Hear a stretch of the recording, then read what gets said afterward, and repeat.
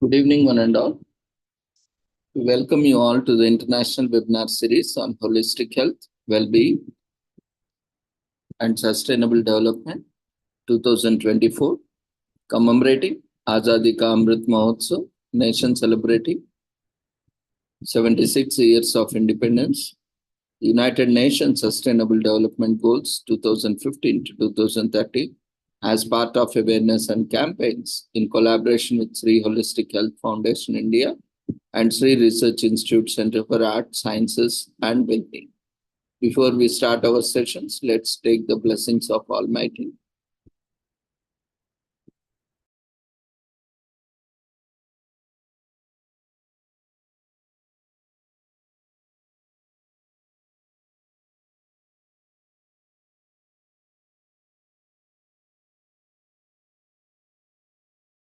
कुरुत्वं कल्याणम् आरोग्यं धनसम्पदः शुभं कुरुत्वं कल्याणम् आरोग्यं धनसम्पदः शत्रुबुद्धिविनाशाय दीपज्योतिर्नमोऽस्तुते दीपज्योतिर्नमोऽस्तुते शुभं कुरुत्वं कल्याणम् आरोग्यं धनसम्पदः शुभं कुरुत्वं कल्याणम् आरोग्यं धनसम्पदः.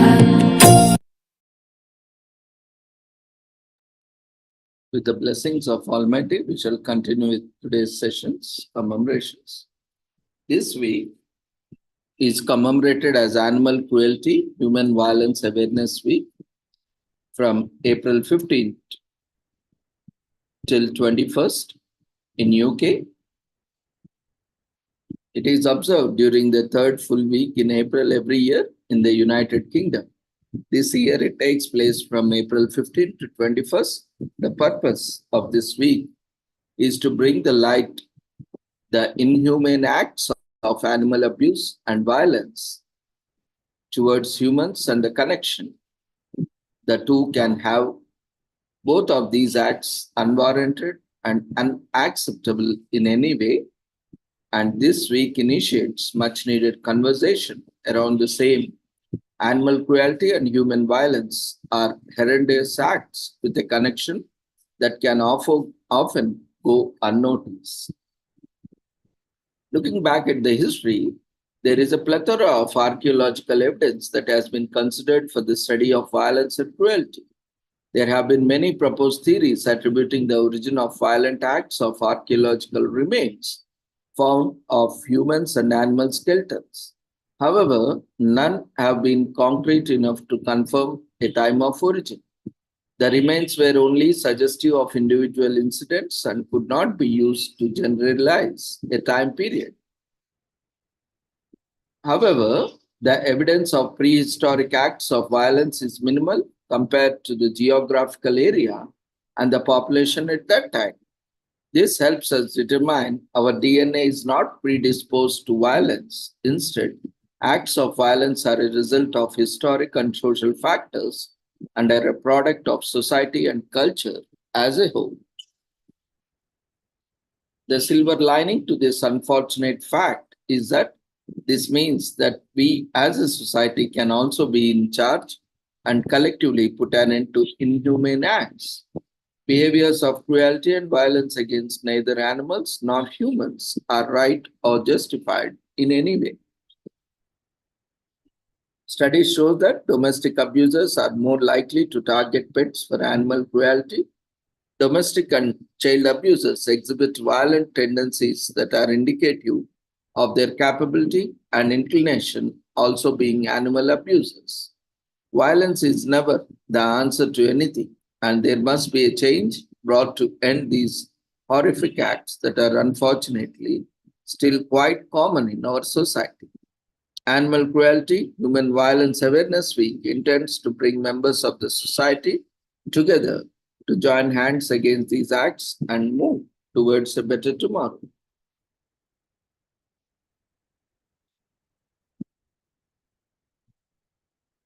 The violent act of cannibalism is traced back to this time of around 780,000 years within nomadic societies. Evidence approximately dates back to 14,000 years ago, with deadly violence for the emergence of violent deaths. Thousands of dogs and cats are blamed for spreading illness and are subsequently executed. During Renaissance in 1636, an act is passed to help and end animal cruelty towards cattle. In 1822, it is Martin's Act. So the most common type of violence is domestic abuse. There are dire physical, emotional, and mental effects of animal cruelty. Violence can be caused by many psychological, societal, emotional, physical, or even environmental and cultural factors. If you see animal cruelty or human violence occurring around you, reach out to the concerning authorities and take a step to put it to an end. Every little bit counts to bring its big change. Educate future generations on the importance of treating other beings with humanity and compassion. Teach them the gravity of violent acts and need to put an end to them. Get involved with local organizations for victims of animal cruelty and human violence. Donate supplies, money, or even your time to them and contribute somehow. One animal is abused every time, and it is quite common.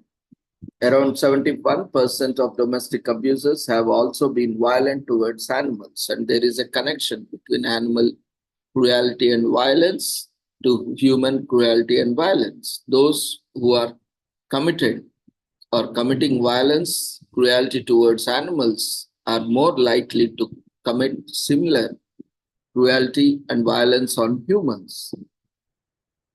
So women make up to 85% of all domestic violence victims. Some are more susceptible than others. Most domestic violence cases are never reported. They go unheard. Many victims of violence are forced to flee their homes and be homeless. It has implications. Violence against humans and animals is still very common and happens all around us. In fact, most cases of such acts go unnoticed and unreported. It is important to bring awareness to the same, and it is widely privileged. Some things need to be done to put an end to violence in all forms. A change of this gravity needs to be initiated and can only come if society joins hands to do so. This week is a reminder of that, as we need change. This week encourages open conversation and dialogue around these two very important topics and unseen connection between them. Awareness is the first step towards generating much needed change. Awareness is key.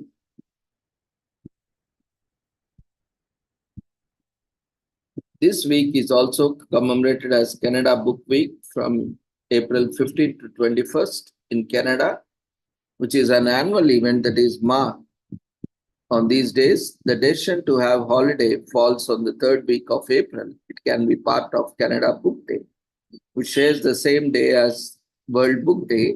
The idea behind Canada Book Week is to encourage and promote books and the habit of reading them. There is a startling rate of global illiteracy, usually stemming from the lack of study materials, including books. However, it is essential to establish and maintain a reading culture as early as possible to lay the foundation for a forward-thinking and innovation-driven society to a constant search for information and knowledge. Books, as we know them today, are primarily a result of evolution of the printing press, which was made famous by the Gutenberg Bible. However, books were uniquely handicrafted before that era, with each page personalized through special design features. In the West, each part of the book was analyzed in detail to reveal its purpose, history, ideologies, and philosophies of the era it was written. Furthermore, the book was also examined to determine where it has readers who interacted with its content. The books were so well packaged that most of the information required of the books beyond the content was evident from the preservation of books.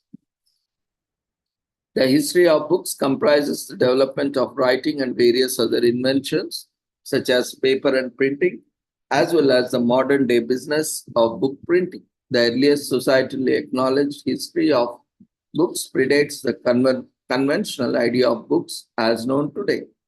It begins with tablets, scrolls, and sheets of papyrus. The presently recognized format of books with separate sheets fastened together is called a codex, the plural form of which is codices. Then, with the advancement of time, came the hand-bound decorated manuscripts appearing in codex form, eventually giving way to press-printed volumes and later the mass-printed volumes as we have them today. Along with these developments came the accessibility of books to people living with disabilities through audiobooks and braille. The history of books gained as an academic discipline during the 1980s.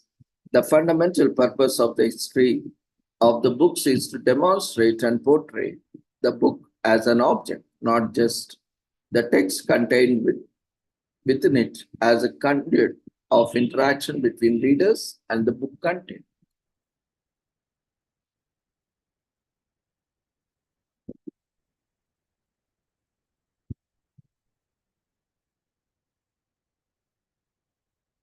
The longest book in the world, according to Guinness World Records, is the book titled The Remembrance of Things Past, which contained over 9 million characters, which is recorded. There may be another longest books which might not be recorded.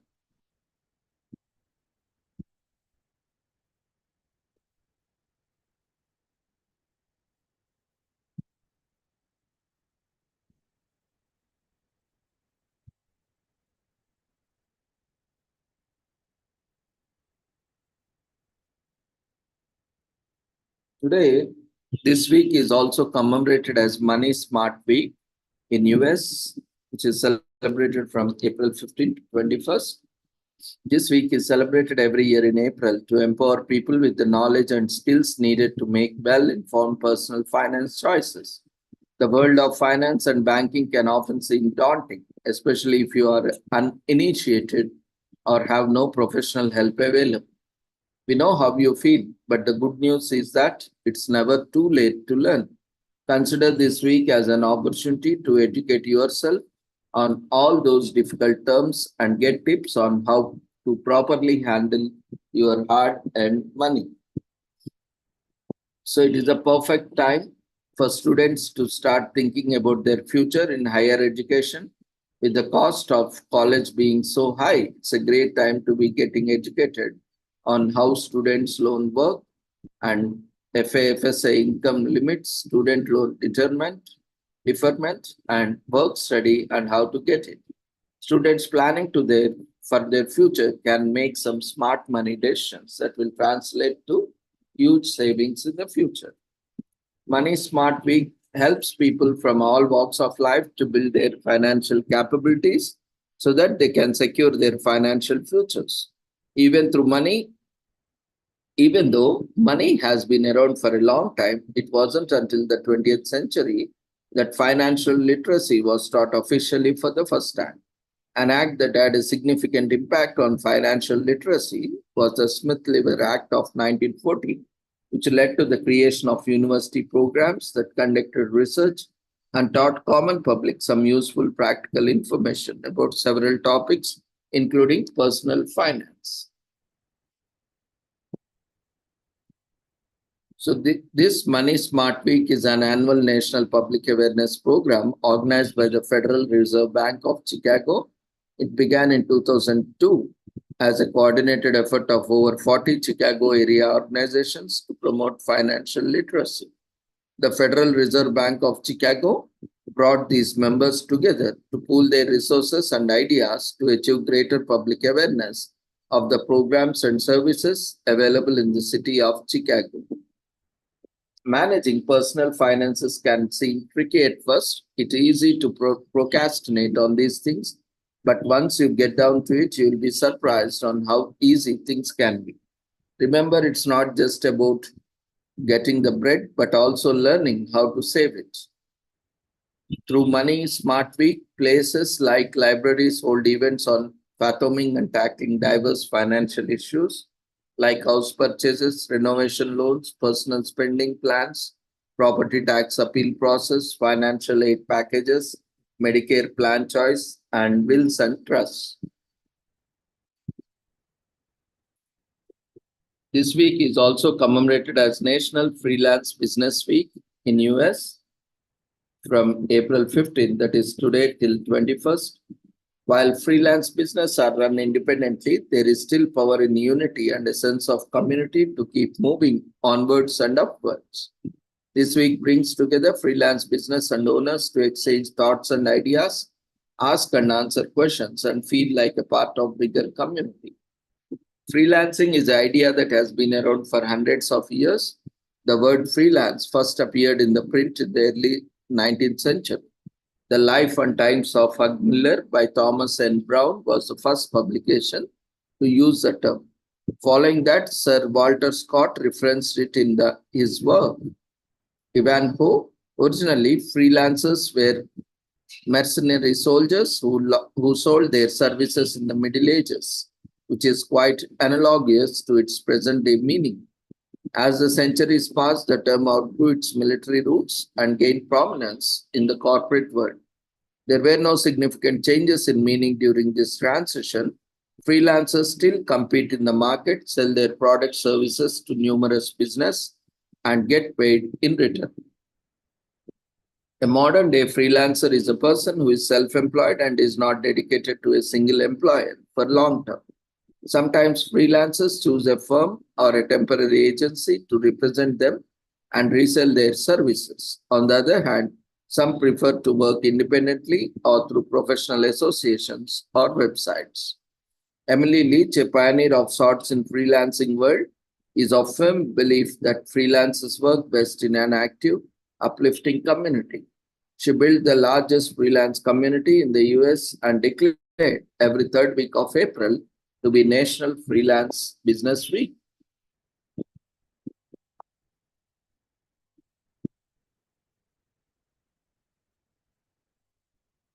A freelance business provides services independently and is not associated with an employer for long term.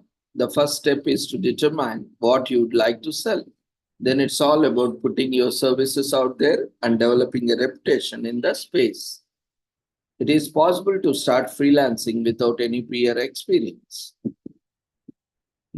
So look all the freelance business out there and see if you can be a freelancer yourself. There are numerous services that you can turn into a freelance business. There are many virtual and in-person sessions organized by National Freelance Business Week. Attend a networking session to learn more. So there are few interesting freelance businesses like dating profile writer. A good dating profile writer is always in demand. Baby name consultant, help confused parents find their perfect baby name. Professional cutler. This one isn't for everyone, but it could help out quite a few.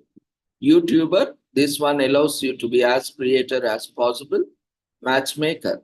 Bring perfect matches together and put their anxious families at ease. These are the most common and most popular and interesting freelance businesses across the world.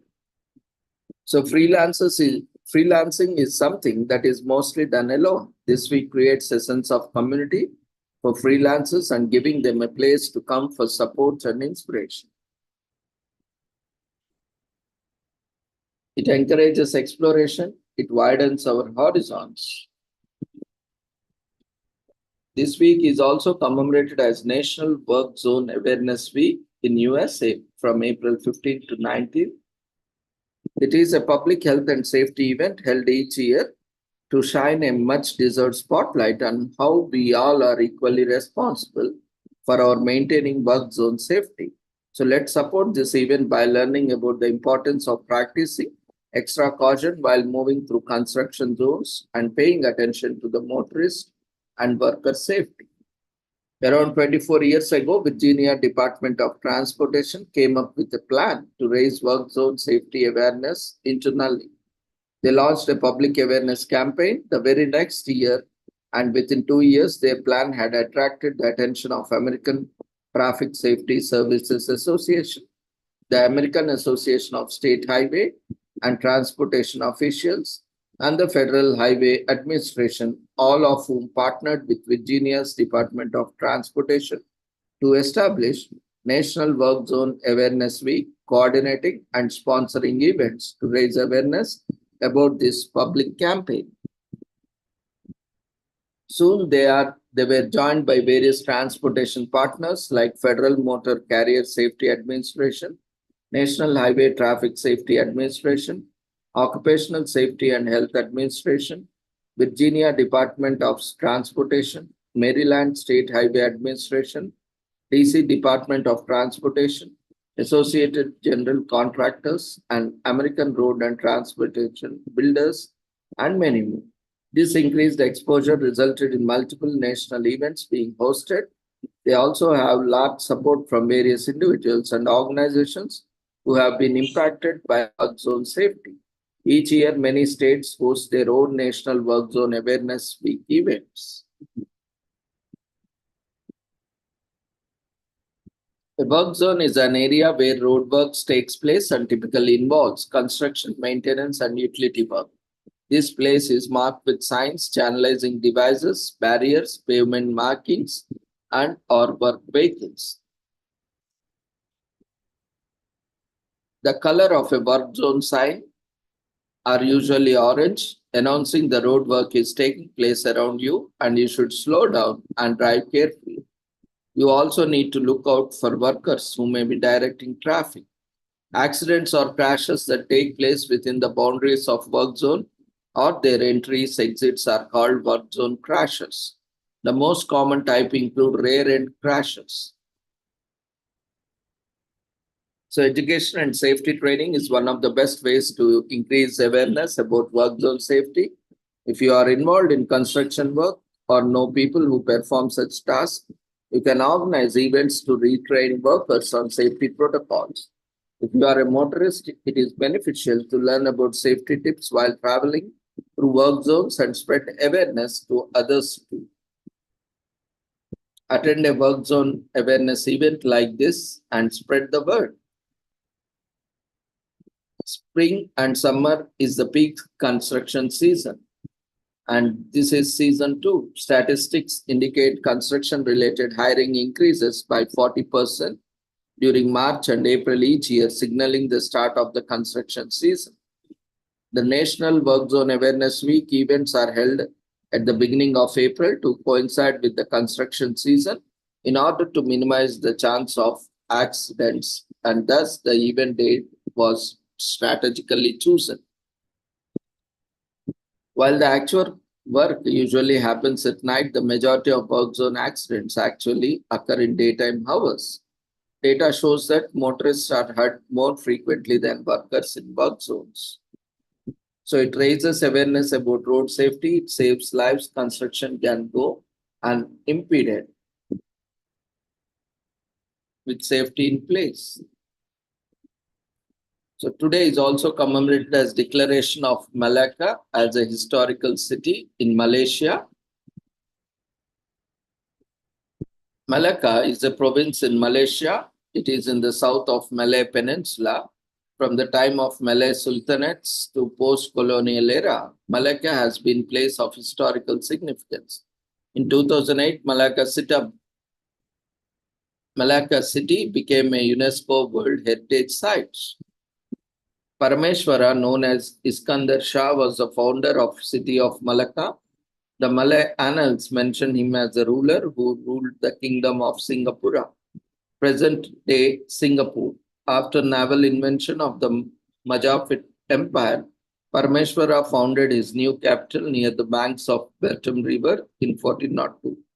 The new city developed quickly and soon became the capital of Malacca Sultanate. The legend of Malay annals mentioned that when Parameshwara reached the fishing village near the Bertam river, he saw a mouse deer kicking his hunting dog into the water. Parameshwara saw this as a divine sign and decided to build his capital there. The new capital flourished. People cultivated crops like sugarcane, banana, and yam. The harbor was well protected by a hill. Taking advantage of this, Parameshwara built a port to nurture trading and to be a common place for exchanging goods and cargo. Soon the news of flourishing trade reached other parts of the world. The Yongle Emperor in China sent his convoy to Malacca to establish trade between China and Malacca. In 1411, Parameshwara with his family went to China to visit Emperor Parameshwar to visit the emperor. Parameshwara was gifted silk and yellow umbrella which symbolized royalty. In 1511, Portuguese Admiral Alfonso de Albuquerque reached the shores of Malacca with 1,200 men and seized the city. The Portuguese now controlled international trade. Later in 16th century, the Dutch launched a series of attacks on Portuguese-occupied Malacca. Malacca became a part of Britain with the Anglo-Dutch Treaty of 1824. In 1946, Malacca became as part of Malayan Union. On April 15, 1989, Malacca was declared a historical city. Today is also commemorated as International Micro Volunteering Day in US.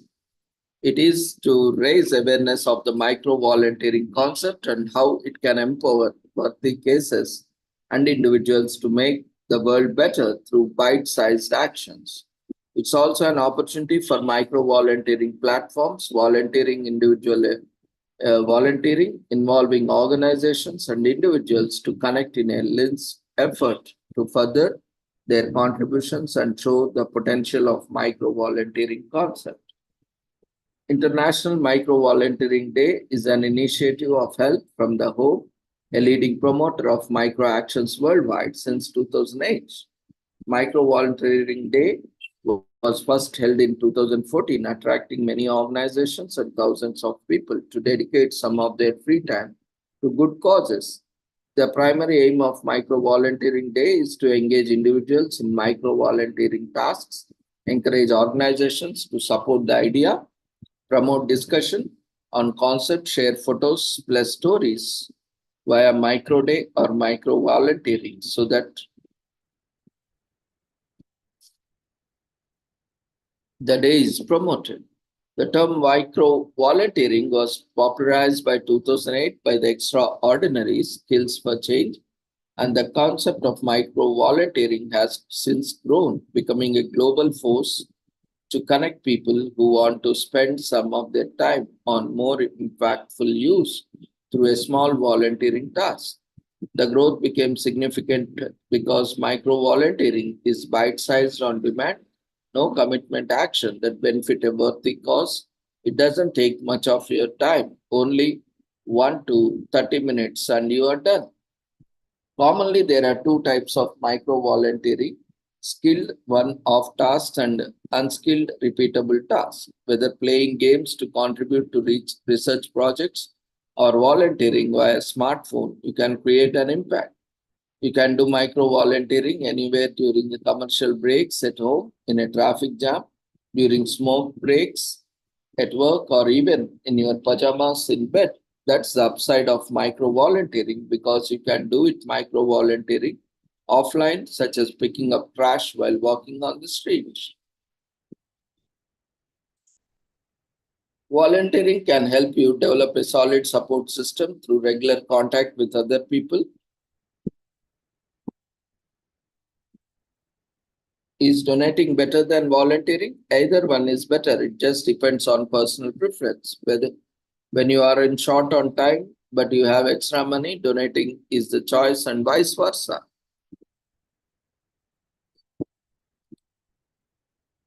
In the US, the most common way of volunteering is fundraising for the events. There are numerous micro volunteering tasks. It can be writing articles for websites, creating simple infographics, or sharing ideas on social media. Spread the word.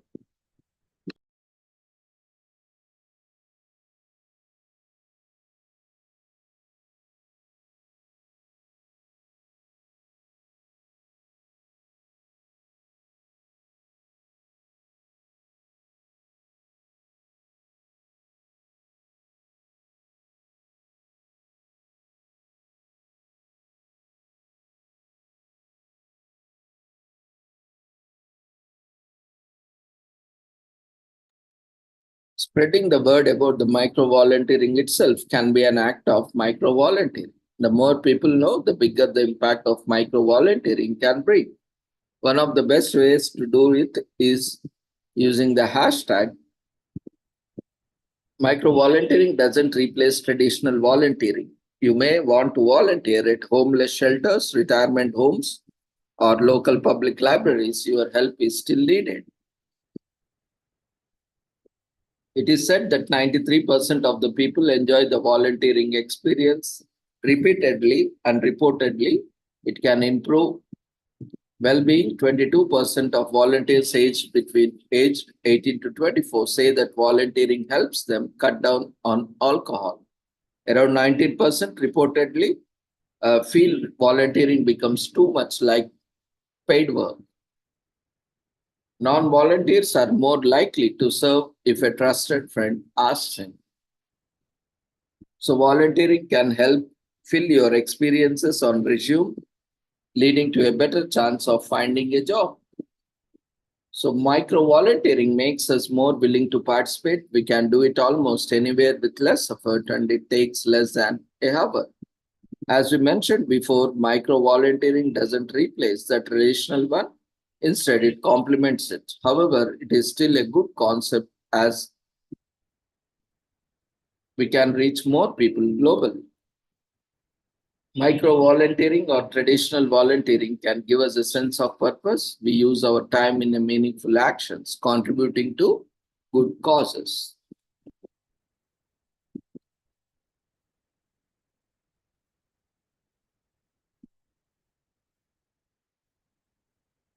Today is also commemorated as Robinson Day in US. The debut of one of the biggest icons of Major League Baseball in US. Today is also commemorated as McDonald's Day, the anniversary of when Ray Kroc opened his first McDonald's restaurant in Des Plaines, Illinois in 1955. People around the world know his name. We believe it is one of the world's largest food restaurant chains. Ray Kroc was not the founder of McDonald's. The founders were the McDonald brothers. The current corporation credits its founding to Ray Kroc. So let's celebrate the McDonald's Day in the honor of Kroc as well as restaurant founders, the McDonald brothers.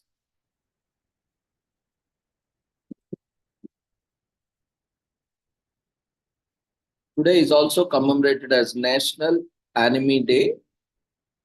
The reason for celebrating National Anime Day as an annual event on April 15th is that anime has grown in its popularity over the past few decades.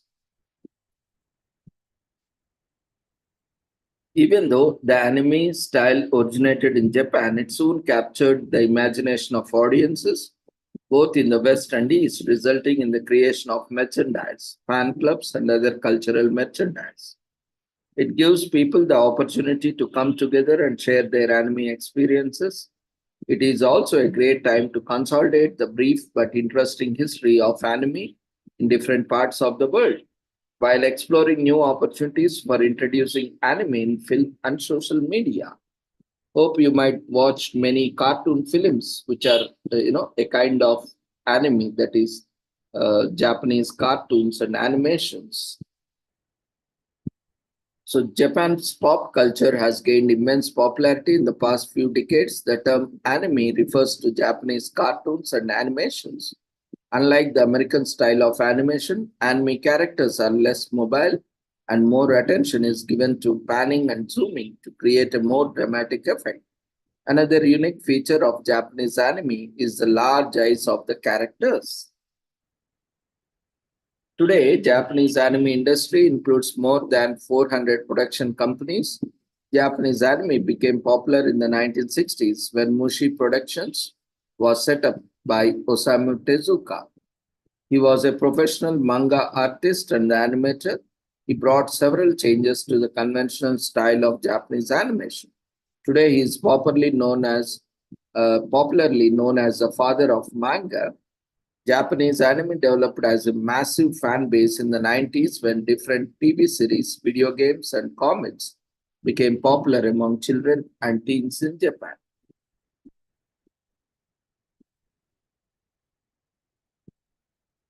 Today is also commemorated as National ASL Day in US on April 15th every year to celebrate American Sign Language. American Sign Language is used by those who cannot hear or speak, usually by people part of the deaf community. The universality of sign language has helped such people to communicate across language barriers.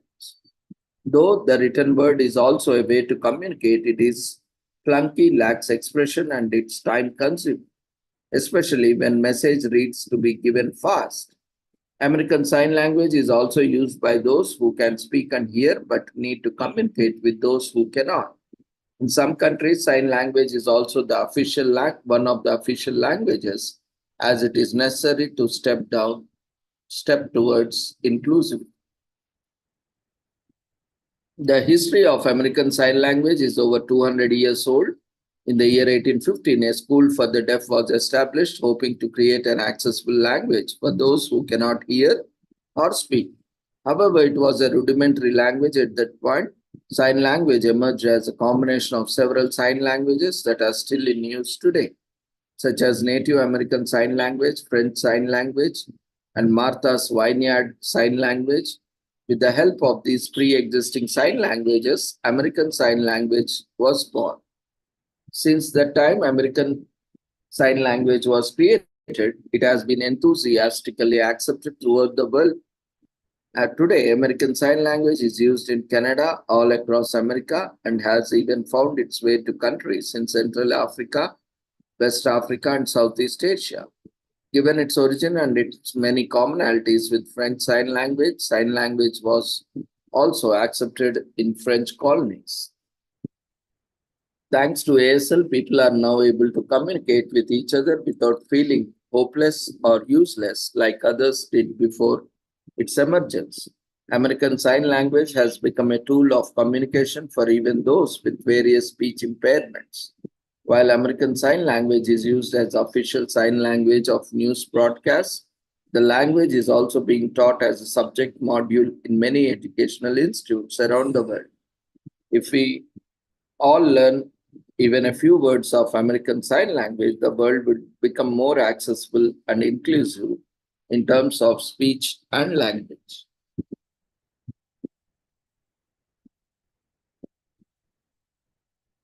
Approximately 5 lakh people of all ages throughout the US use this language to communicate, and American Sign Language is the third most commonly used language in the United States after English and Spanish.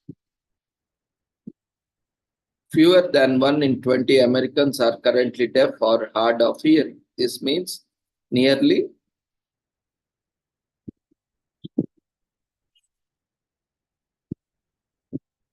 10 crore persons are hard of hearing and close to 1 lakh are functionally deaf.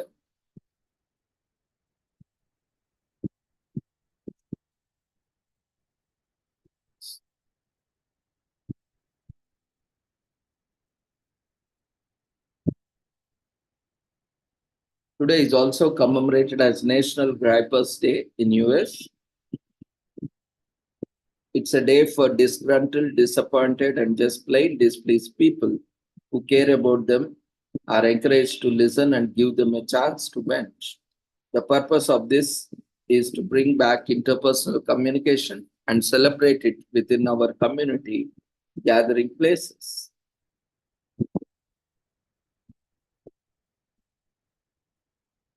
The holiday big and commemoration aims to bring back some cultural and societal practices that have been lost to the growing influence of technology, the internet, and the social media.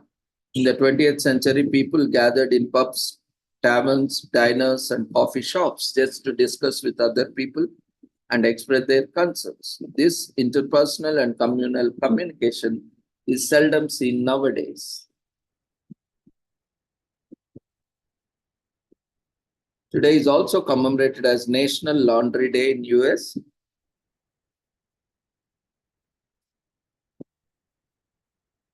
Anybody who has ever recorded a $20 bill from the washing machine knows why. They said we generally don't love doing laundry. However, we are thrilled when it is done. Think clean clothes, fresh sheets, and a special fresh laundry scent.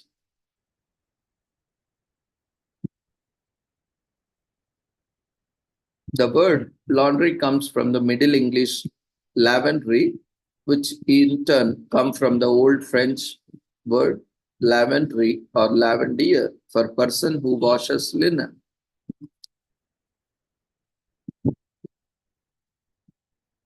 Today is also commemorated as National Rubber Eraser Day in US, giving us a blank canvas and a do-over. This incredible article of stationery is nothing short of revolutionary, compact, and easy to use. Rubber erasers deserve an entire day of celebration.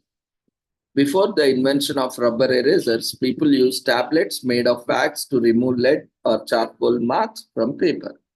Even materials such as sandstone and bread have been used to historically to undo writings or scribbles. In 1770, Edward Nerney, an English engineer, went on to develop the first rubber eraser and sold it for 3 shillings per half-inch cube. The raw rubber material, however, was perishable. Charles Goodyear made the revolutionary discovery, the process of vulcanization. This method cured the rubber and made it durable. Following this, rubber erasers became a staple stationery item. There are different types of rubber erasers. They are available in standard cubes or different shapes. They can be attached at the end of pencils or can be made out of different materials in colorful designs and different shapes and sizes. They are called rubber erasers or even just rubber or eraser in different parts of the world. The invention of rubber eraser changed the world of writing and stationery. The ability to rub off markings and redo work reduced paper wastage and took away the stress of being extra cautious with each word or doodle. From losing countless pink cubes in school to wanting the cutest watermelon-shaped design, rubber erasers have been a childhood legend. Rubber erasers are truly a blessing, and National Rubber Eraser Day on April 15th of every year allows us to give them a much deserved celebration. Today is also commemorated as One Boston Day in US. It is an American holiday born after the events of the tragedy of Boston Marathon bombings in April 2013. It is a day born by the death of some, injuries to many others, and the emergency responders' bravery. These include police and other personnel who immediately took charge of the situation and did their best to get as many people as possible to safety following the blast. One Boston Day serves as an opportunity to celebrate the resilience, strength shown by people of Boston and those worldwide in responding to the Boston bombings.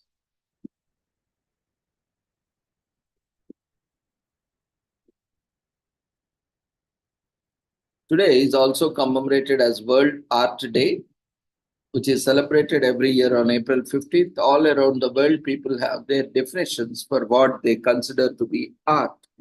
Different cultures have different tastes and styles. This day is used as an opportunity to promote the development of art. It encourages people to take time to notice that beautiful things around them. With our busy schedules, people don't always have the time to go to art galleries. A yearly reminder about beauty helps people relax and just enjoy and experiencing the world. It shares knowledge, sparks curiosity, and leads to very interesting conversations. World Art Day was declared on April 15th at the General Assembly of the International Association of Art. The first celebration was in 2012. The date was chosen to honor the birthday of famous Leonardo da Vinci. Da Vinci represents tolerance, world peace, freedom of expression, and multiculturalism. The first World Art Day was supported by all the International Association of Art national committees. There were 150 artists from countries all over the world to ensure inclusion. There were conferences and special museum hours. Outdoor art exhibitions were held to display paintings, prints, sculptures, videos, and more. Arts come in different forms and categories. Art can be architecture, music, painting, sculpting, dance, or literature. Cinema is also considered art. It is a way for people to express themselves through creativity. True art is simply an expression of emotion. It represents the artist's view of the world and how they feel about it. Art communicates how similar we can be and how different. People get their meanings of art when they experience it. Their perceptions are usually based on their personal experiences in life. World Art Day is a great reminder to help people notice the beauty around them. It reminds people to express themselves fully. We are all full form of emotions and should be allowed to show them without fear. The goal is to facilitate the sustainable development of art. With enough support, artists can continue to portray beauty.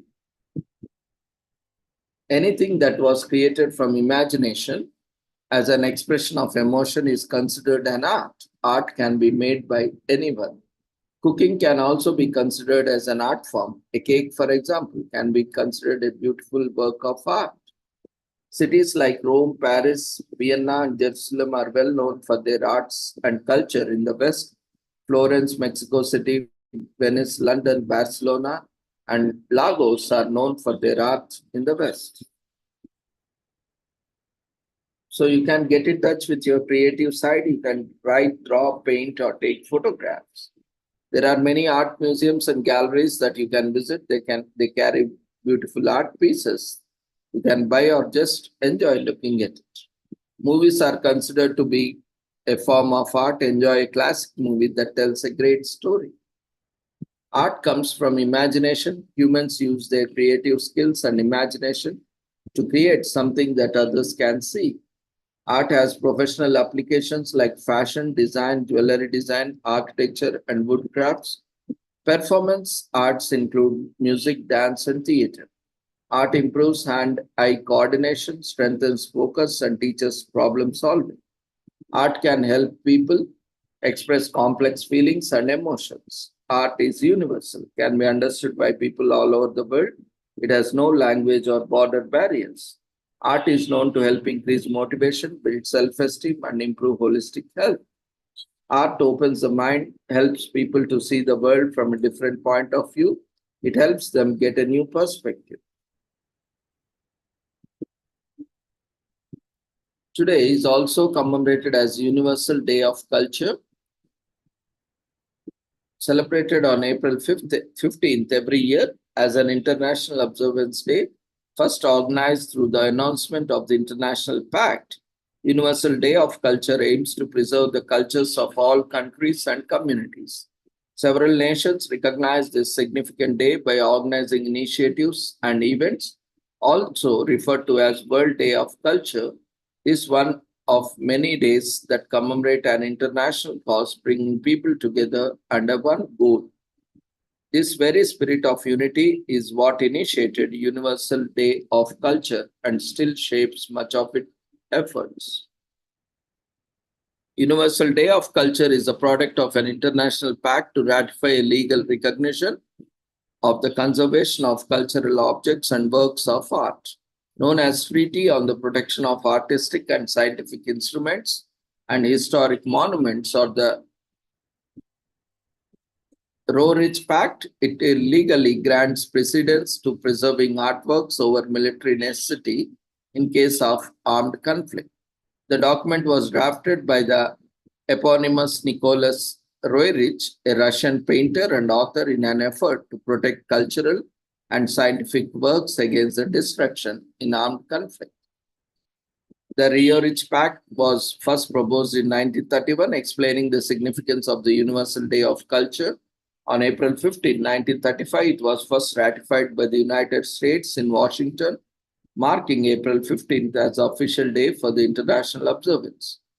Throughout the 20th century, several efforts were made to enable the aim of this day, making it one of the most significant international celebrations. The banner of peace, which is still accompanies every observance of this special day across the world, is recognized as symbol of the pact. An international movement supports the affirmation of Universal Day, and all participating countries organize and coordinate international programs to enable intercultural dialogue. And one of the goals of this day, charity organizations in Cuba, Italy, Lithuania, Latvia, Russia, and Spain came together to form the International Movement for the Affirmation of April 15th as Universal Day of Culture, IMA-UDC, in December 2008. 40 organizations from 14 countries and 25,000 individuals currently participate in this movement. Today is also commemorated as Type 1 Diabetes Day in honor of Czechia Monik Forchuk,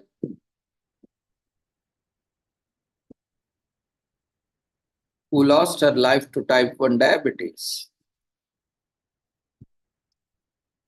Type 1 diabetes was also previously known as juvenile diabetes because people thought it only affected children. However, this is not the case.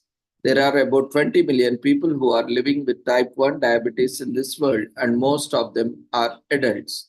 Type 1 Diabetes Day aims to raise awareness of the disease and help affected people by diabetes.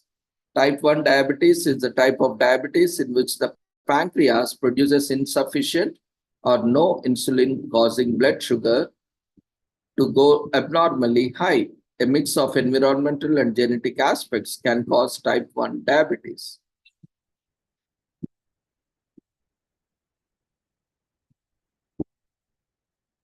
Today is also commemorated as Titanic Remembrance Day in US.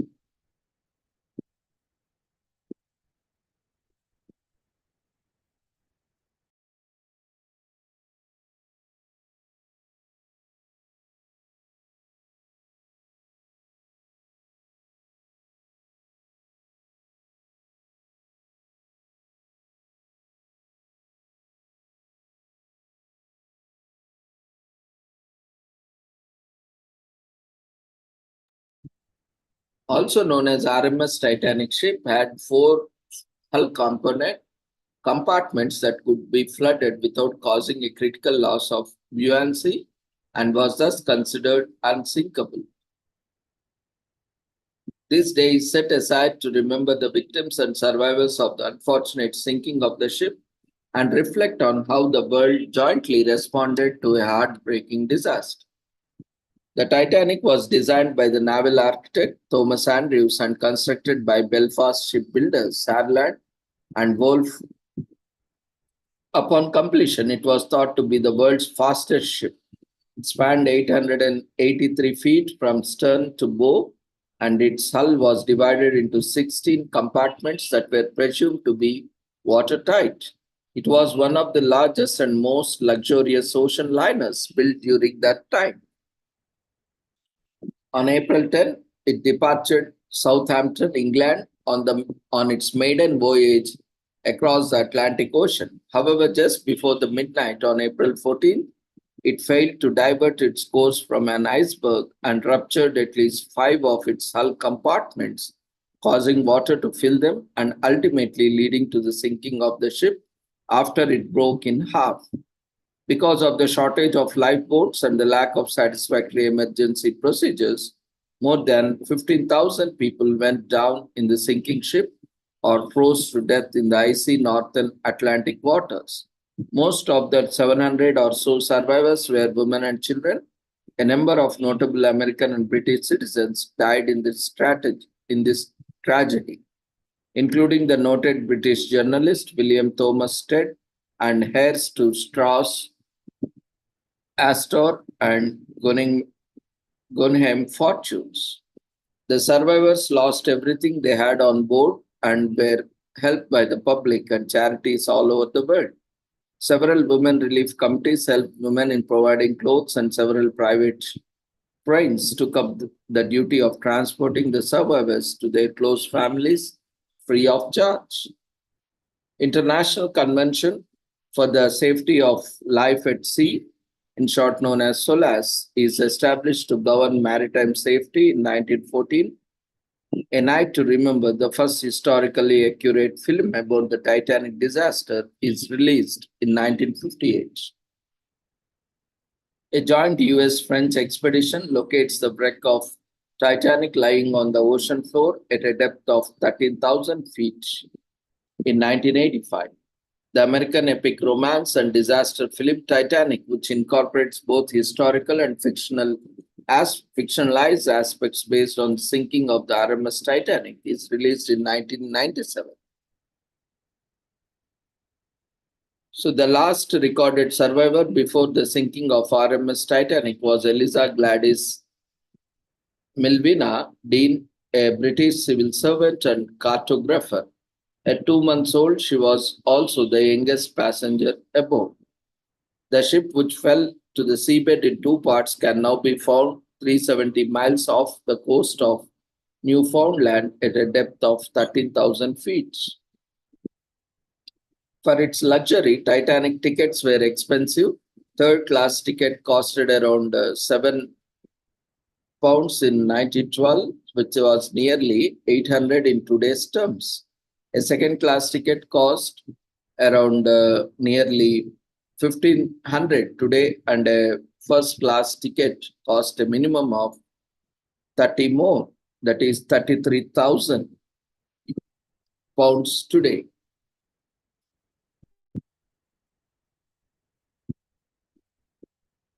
So learn more about the events but that transpired and watch films created about it, such as Waking the Titanic. Waking the Titanic by Francis Delany, A Night to Remember by Walter Lord. Do you know any living family members of any of those who were on board the Titanic that fateful night? Take out some time on this day to interact with them, and they will surely appreciate. This is a perfect day to pay a visit with friends and family to the Titanic Museum attraction located in the Missouri or the one in Tennis. It will be indeed a worthwhile and enjoyable experience. Titanic was the largest ocean liner in service at that time and could carry 3,547 people in speed and comfort. Her reciprocating engines were the largest that had ever built, standing 40 feet high and with cylinders that are 9 feet in diameter, having the biggest engines. The ship was commanded by the most senior of the White Star Line's captain, 62-year-old Captain Edward Smith, who had 4 decades of seafaring experience and having the best captains. The liner was designed to be the pinnacle of comfort and luxury, with a gymnasium, swimming pool, libraries, high-class restaurants, and opulent cabins. It is a first-class compartment provided absolute luxury. The RMS Titanic was officially responsible for delivering mail for the British Postal Service. So it unites us in common purpose. It provides an avenue for connection. It strengthens history.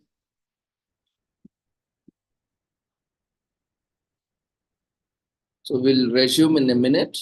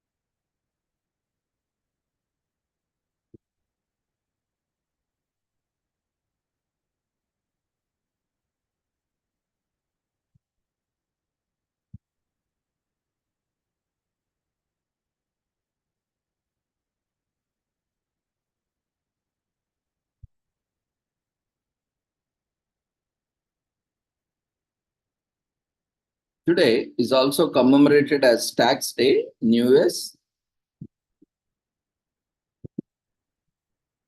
which is an America's annual financial headache. It's Tax Day, April 15th, and the Internal Revenue Service patience has just run out. Unless you are due for the hefty refund or working as highly paid accountant, tax day doesn't usually spark much joy. Although Form 1040 appears shorter nowadays, filing taxes remain way too complicated for most Americans to do alone. It wasn't always this way. The IRS didn't appear on the scene until 1862. That's when the federal government began to assess, levy, and collect taxes through its power to seize property and income.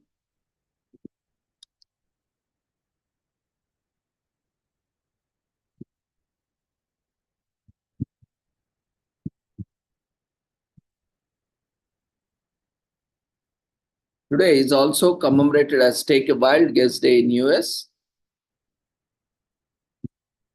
which celebrates all kinds of hunches and guesses, even the wild ones. In a world where we are always looking for the right answers, guesses are sometimes the key. A hunch can help us land on what our analytical skills might miss. It's nearly impossible. Sometimes we cannot even attempt to guess this one. However, it is safe to assume that guesses and hunches have been around since the beginning of time. We have plethora of information and analytical tools, but we still tend to rely on guesses for a fair share of things. Thinking of a time back in the day where information was more limited, hunches and instinctual decisions were probably the most common. While the word guess has an associated uncertainty that comes with it, it is essential to the world as we know it. The discipline of science, which is considered the most reliable, is nothing but a serious educated guesses, which are then tested out to draw conclusions and observations. From history and computer science to games and literature, guesses play a vital role in society. At one point or another, we have relied on hundreds, relied on our hunches, whether it is following your gut feeling and canceling a plan or playing guessing games or guessing the author's intention in an English class. Guessing is a part of our lives in various ways. Professional speaker Jim Barber came up with the National Take a Wild Guess Day. The day falls on tax returns day, which is when Barber realized that most people take the wild guesses. After the declaration for April 15 to annually be celebrated as National Take a Wild Guess Day, this day became a huge success and took a broader meaning.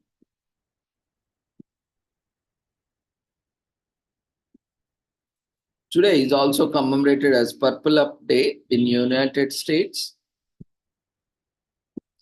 This is selected during the month of military child. It is an opportunity to honor military children from all branches of the military. Military children across the country play a significant role in their schools, youth organizations, and communities. The University of New Hampshire Cooperative Extension Military Youth and Family Program established Purple Up Day as a way to support them. It lets them know that they are recognized and appreciated in society. They make many sacrifices to make sure the country is safe. So check yourself out in purple to recognize them. It is also important that we establish an educational system for all military children, and they should be able to progressively build their college and career readiness. A unified school system needs to be established so that organization can operate more effectively and efficiently as a model. Every student needs to be challenged to maximize his or her potential. They would be able to excel academically, socially, emotionally, and physically for life. Schools around the country are encouraged to plan special events to honor military children. Administrators and principals can easily incorporate the themes of the holiday into their everyday duties and responsibilities. The children need to understand that they are appreciated and they can get the support they need. They are able to get a good education and acquire the skills they need to their best selves. And finally, today, the last commemoration of the day, National That Sucks Day is created by American web content producer who rightly observed that the date on which this day is observed, April 15th, is quite notable for several unfortunate events and occurrences.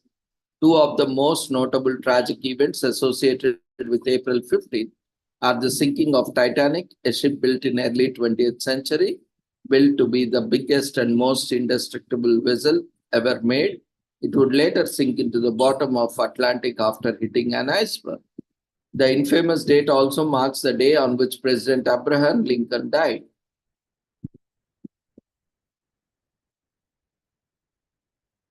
So this day was created by an American named Bruce Noverty, who also runs a website called thatsucks.net. So the main idea is to highlight that though perpetual optimism is excellent, it is often unrealistic in the world with so much going on. Not everything can work in everyone's favor. That sucks day is day dedicated to remembering those things that aren't particularly going in one's favor.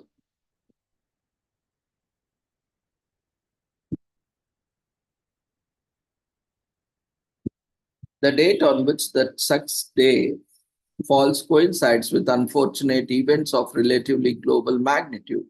These events include, as already mentioned, sinking of Titanic,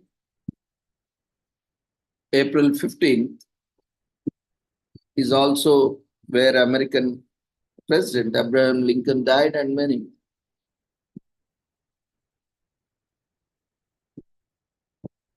The human brain is more likely to register and remember unfortunate events. In some cases, unpleasant events are more just unpleasant. They are traumatic for those who experience them. Most employees who are disgruntled or unhappy at their places of work are likely to wear a gloomy face. Most people, not surprisingly, would feel better if they didn't have to pay taxes, as they believe it sucks to pay taxes. Poor internet in our times is highly ranked on the list of absolutely frustrating things. So with this, we shall end the commemorations of the day. Thank you everyone for joining us. See you all tomorrow at the same time with the same link with different commemorations. And we have also updated the quiz participation certificates on the website till today. And there is a lot of discrepancies in the data for presenters and participants. So we request everyone to quickly fill the feedback forms. And sometimes we have seen that people have filled the forms negligently without proper designation, without proper place. And it is difficult to, generate certificates with the invalid data. So kindly make sure you are filling up, and this is the last opportunity. After this, we have also sent an email to everyone today, especially to all the presenters and also to the participants. And we are planning to close it in another day, because manual verification takes a lot of time and efforts. Unless and until you follow the instructions clearly, it is very difficult to look into that, verify each and every thing in detail. So we request everyone to follow the system that is in place that will help you to get certificates much faster. And we see there is also discrepancy in titles of presentation and registration. So all these issues, again, once certificate is issued, we cannot make any changes. Already a substantial amount of time is spent on that. So we request everyone to immediately check the details and re-register if required, provide feedback again if required, and also share your presentation details in the exact format. In many times, I am saying, follow the format. People just drop a message saying, asking for certificate. That will not serve any purpose. I am saying it's waste of your time and our time and resources. You have to strictly follow the formats and instructions, then only we will be able to help you, because time is limited. As we are saying, no, everyone has limited time. We all need to do all the things which we need to do in the limited time. So we cannot, nowadays we are also very busy, preoccupied with so many things. In COVID time, we were doing everything online. So we were able to manage, but now offline and online it is becoming difficult, as the number of engagements also increased both online and offline. So will not be able to regenerate every time. Already whatever system could generate, we have updated them on the website. We see that there is very less number of certificates generated because of the differences in the data that has been entered in these forms. So we request everyone to uh, complete it immediately today, maybe day of tomorrow or after the festival. We will try to complete and reissue all the certificates and close it. And further, there will be no requests entertained for certificates, as there is another conference coming up from 21st. So again, we have to concentrate on that.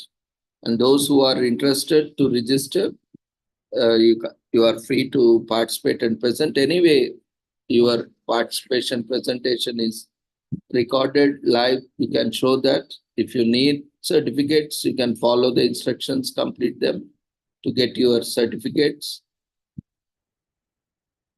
And ensure you are attending with the same name as you have registered. That will also help system automatically, map your attendance. So thank you once again for your all support, and see you all tomorrow at the same time. And quickly fill up the feedback form before you leave the platform. Take care. Good night.